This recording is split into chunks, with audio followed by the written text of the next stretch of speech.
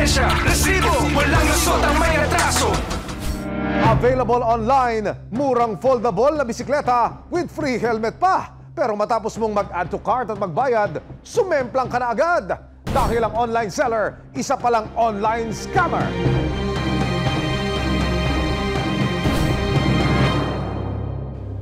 Para makatipid, naisipan ni J-Rom na maghanap ng mga murang bisikleta online hanggang sa ma-browse niya ang isang post na nagbebenta ng foldable bike sa halagang 1,700 pesos lang. At lalo pa raw siyang naengganyo nang makitang with free helmet pa. Agad daw niyang minessage ang seller at mabilis naman daw itong sumagot. Nang magkasaraduhan na, agad pinadala ni J-Rom ang 1,700 pesos via mobile o e-wallet. Pero after few minutes, bigla siyang binlock ng seller. Naku po! It's a scam pala! Dumulog si J-Rom Nepomuceno sa resibo para ireklamo ang naranasang panloloko online. Paano nagsimula yung transaksyon niyo? Kwento mo sa akin. Yun nga po, since nag-chat na po ako sa kanya, nagkaroon na po kami konting conversation, kinukuha ko na po yung address niya para ako na po magbubook. Parang gusto niya, siya yung maunang mag-book. Napalalabasin niyang nagbo-book na siya, yun na, kukunin niya na information mo. Nung sinabi ko, sige, gito na lang, nauna ka na. Picturean mo na lang yung rider na nakasakay na tong bike at siya namang isisend ko yung pera po sa inyo.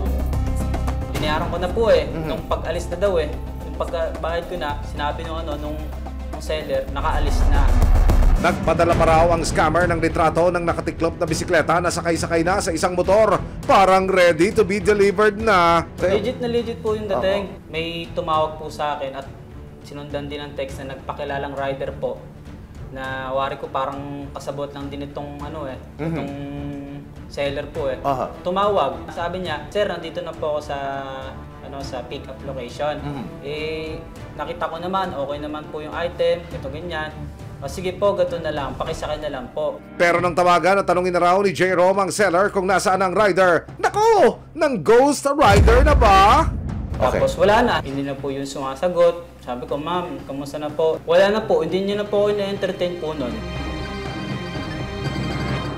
Ang 1,700 pesos inutong pa raw pala ni J-Rom sa kanyang bayaw. At ano po ngayon ang naramdaman ninyo? Talagang disappoint po kasi buo yung loob ko na na binigay dun sa tao po Pero hindi tumigil si J-Rom para sikaping mabawi ang pera niya. Tinawagan niya ang number na pinadala niya ng pera. Dito niya napag-alaman na sa isang sari-sari store pala nakarehistro ang e-wallet number. Ayun po talaga yung pinagsendan ko ma'am, kasi nagsend po ko na 1,700 yan. Ang sabi niya, may nagsend nga yan, pero naklin na rin yan kanina. Sabi ko, ma'am, para po kasing naloko ako. Kilala niyo ho ba yung nag-claim dyan? May nagpunta dito, 2 tao, magkaangkas sa isang motor. Yung babae po ay angkas, ang lalaki naman siyang driver. Sabi ko, ma'am, baka kilala niyo po? Hindi ko kilala. Tapos, sabi ko, ma'am, tulungan niyo po ako. Malamang po, ako po yung nais. Para matulungan si J-Rom, pinadala ng may-ari ng tindahan ng closed-circuit television o CCTV footage kung saan makikita ang isang babae at isang lalaki na nag-claim di umano ng 1,700 pesos na ipinadala ni J-Rom bandang 5:30 ng umaga nitong November 15, 2023. Ano ang matutuklasan niyang laman ng CCTV? Siya na kaya ang taong nanloko kay J-Rom? Bumili si J-Rom ng isang foldable bike online sa halagang 1,700 pesos. Pero ang seller, isa palang scammer. Dahil matapos niyang ipadala ang pera, hindi na ito nagparamdam. Jay, may dala kang mga resibo, yung pruweba ng iyong reklamo. Opo, hindi. Ito yung gulong. Opo. Ito yung rider, naka-helmet pa. Opo. Sabi ko, picturean mo yung rider na nakasakay na. Siya namang isisend yung pera. Natunto ni J-Rom ang tindahan kung saan kinash out ang ipinadala niyang pera. Ibinigay rin sa kanya ang kopya ng CCTV ng mga taong kumuha ng ipinadala niyang 1,700 pesos. At nang silipin ang kuha ng CCTV, kitang-kita ang mukha ng lalaking nagka-cash out ng pera ayon sa tindera. Gamit daw ng mga ito ang reference number ng payment ni J-Rom. Kinuha ang pera bandang 5:30 ng umaga nitong November 15, 2023. Tinatanong ng may-ari ng tindahan o yung bantay po noon, sabi niya, anong pangalan mo? Hindi binibigay po. QR lang po talaga. Doon na po natapos yung transaction nila. Ito bang seller na ito, palagay mo, unang beses niya itong ginawa sa'yo? O meron na siya na biktima noon? Sa palagay ko po, hindi. Tama ang hinala mo, Jerome! Sa aming pagmamanman sa scammer na inireklamo ni Jerome, napag-alaman ng resibo na hindi lang si Jerome ang na-scam at nabudol ng seller ng bisikleta. Ang biktima nakapag-post pa sa social media ng kanyang naging karanasan sa parehong seller na nanloko kay Jerome. Ayon kay Maricel, minadali pa raw siya nitong mag-send na ng pera para sa in-order niya. This time, isa namang electric scooter ang ibinebenta ng parehong seller. Yung bike ko na yun, bibili ko sana para sa anak ko na 5 years old. Inaapuran niya ako na mag-settle ng payment dahil marami daw nag-aabang para sa item na yon. Tulad ni Jerome, pinadalan din daw ng seller si Maricel ng larawan ng rider na magde-deliver ng electric scooter. Uy, always prepared, ha? May pinicturan po siya na nakakarga na sa motor yung item. Kaya naniwala naman sir ako na legit talaga siya. Kasi may kasabot pa siyang rider.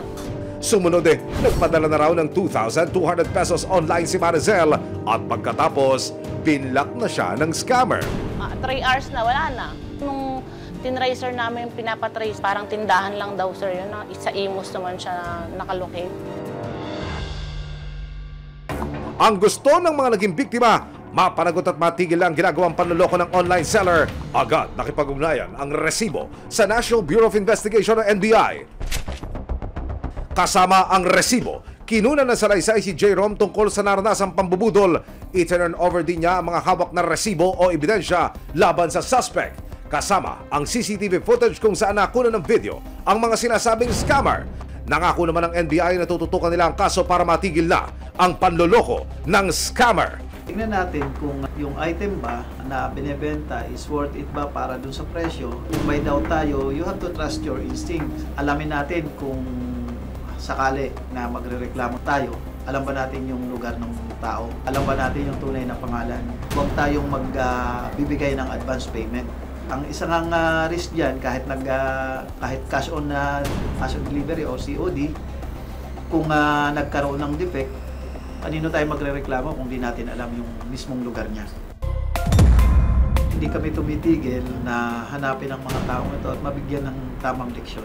At ibibigay natin sa kanila ang tamang justice para dito sa mga victims. Ang susunod na step namin, alamin namin, tukuyin namin kung sino talaga yung taong gumagawa nito.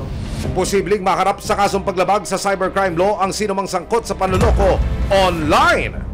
Para sa akin, masaya naman ako kasi sa tingin ko, isa akong pwede maging instrument kasi dito na matigil yung kalokohan na ginagawa ng mga katulad nila mga yun nga yung scammer. Resibo, walang lusot ang may atraso.